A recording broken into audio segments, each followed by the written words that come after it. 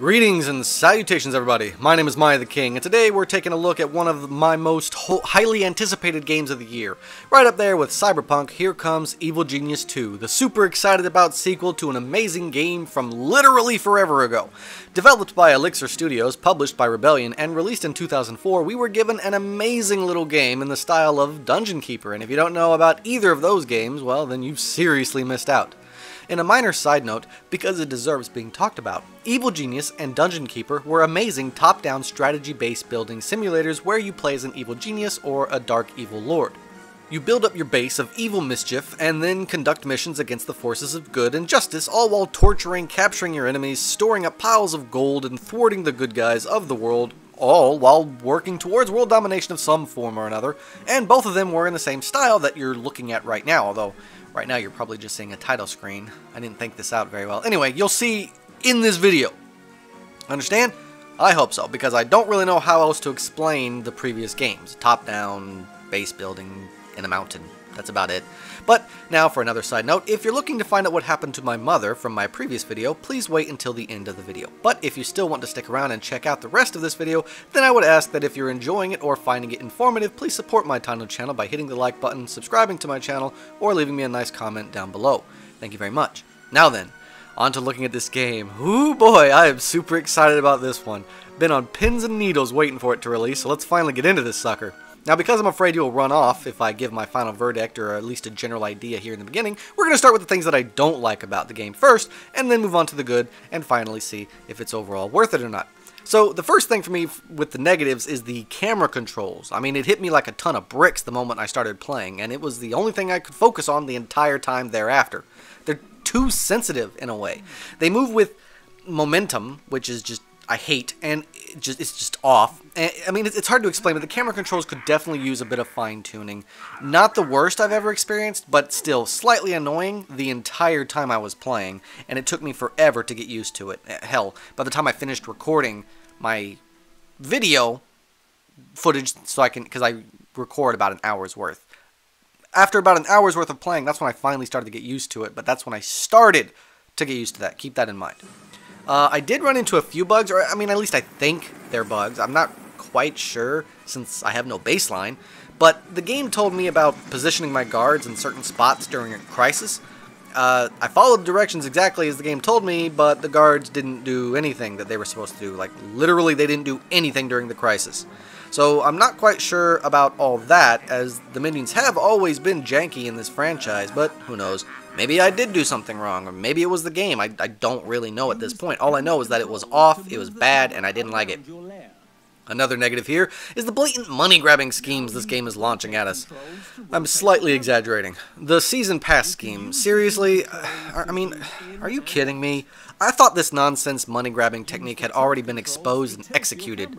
That's just a big no-no in my book, and I gotta make mention of it, because I don't like Season Pass. Season Passes, they have a horrible reputation for good reason, so not a good idea for your company and for your game to do that, but I don't know, maybe it's actually better for the players. I didn't really look at it that much, okay? I just saw Season Pass, and I was like, ew. That's about all, okay? So don't get in the comments about, oh, Season Pass this season. Okay, I didn't really check it, okay? All I know is that I hate them. Got it? Alright, there. That's all I got to say negatively about the game.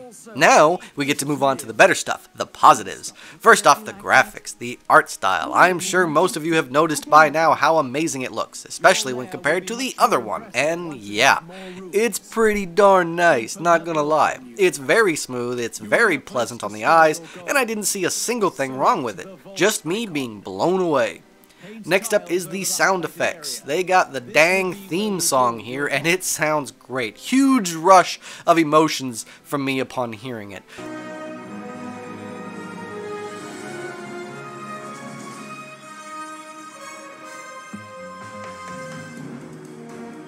The sound effects while in the game all sound perfect for it, and the voice acting, oh yes, there's voice acting. It's hilarious, and it fits the theme perfectly, and the voices fit the characters perfectly. Now, I only tried Maximilian because he's my boy, but, you know, he sounds exactly like I hoped he would sound, and that makes me happy. Now we go on to the gameplay. If you can ignore the fact that the camera is a bit janky, then the gameplay is mostly fine. Some things are hard to see, like the game is very cluttered with no way to adjust it, and sometimes it feels like you're looking at things from super far away. But as long as you aren't, like super blind, then you should be fine. I mean, it's a little confusing, but should be okay.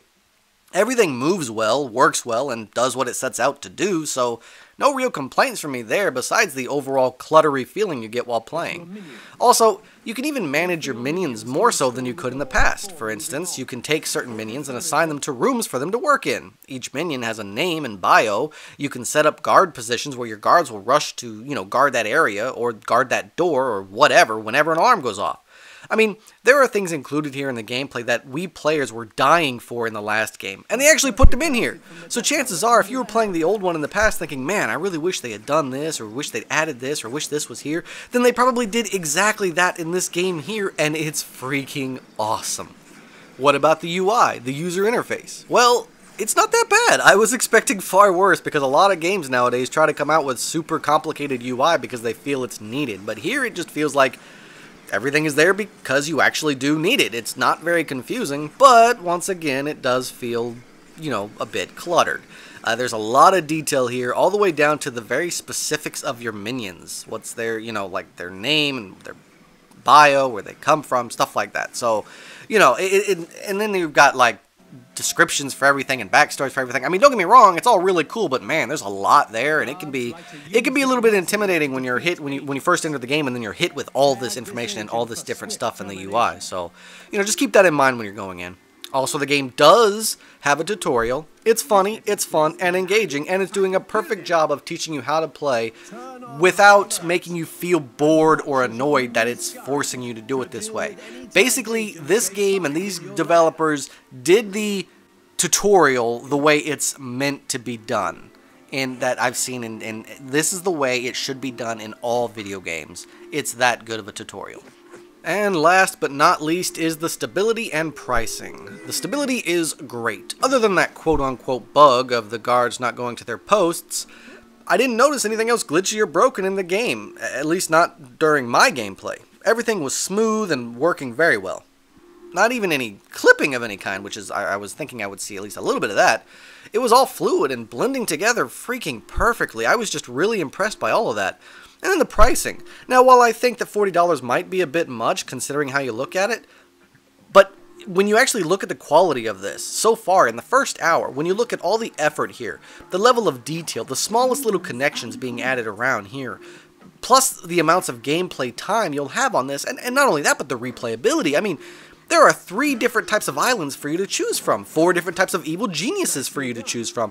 I mean, it's freaking amazing how much good stuff is here, and for $40, hell, at this point I'm surprised they didn't charge $60, because in my opinion, this game is worth $60. If you think about just the amount of detail that's here, the amount of work that went into here, the amount of time you'll spend playing it, the replayability, I think it's definitely worth $60. So for $40, this is a deal right here, folks.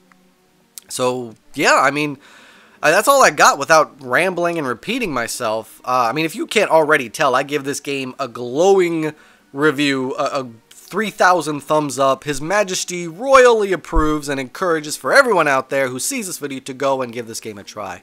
Even if you've never played the first one, and you have no idea what this game is or this genre is, let me just make it really simple. No reading between the lines, no hidden anything here, okay? This is just what it is. You play as one of 4 evil geniuses on one of 3 islands that you get to pick from. From there, you build an evil base in a mountain. You get to manage the minions that you hire and kidnap. Plan evil plans of world domination and fight the forces of justice. And that's about it. And if you ever wanted a simulation or a strategy game about being an evil villain, then this game is literally the best choice for it. #1 best choice. I think that in time, this game could even be far better than the first one. Now, the first one does have a special place in my heart, as I'm sure it does with a lot of fans. But I might be jumping the gun a little bit here, but I think that if I were able to play this game for 10 hours or so, I would declare that this is far better than the first one. Just think about that for a second. So if you really enjoyed the first one, you are going to really enjoy this one. For all of you out there wondering if it's worth it, it most certainly is. And as I said earlier, I highly encourage everyone who sees this video to go check this game out. You won't be disappointed. So thank you all so much for watching, and for those of you who were wondering on the state of my mom and waited till the end of the video, yes, unfortunately she does have breast cancer. I mean, it's not the super duper bad one, and there's a strong chance that she'll make a full recovery, hopefully, but there's always that small chance of the other answer. Don't worry about it. Don't worry about me. Don't worry about her. We're strong. We'll be just fine. I have total confidence and faith that she'll come out of this okay. But I did want to make a personal note, and I wanted to thank all of you out there who were wishing her and myself well in the comments when it was first announced in my last video. It means a lot to both of us, and it means a lot to her especially. So thank you all again for the well wishes, and thank you all just for tuning in. Please don't forget to like, comment, and subscribe, because every little bit helps my tiny channel, and let me know if you have any questions for me in the comments down below. So thanks again, and I can't wait to see all of you again on my next adventure. So until then, I bid you all farewell.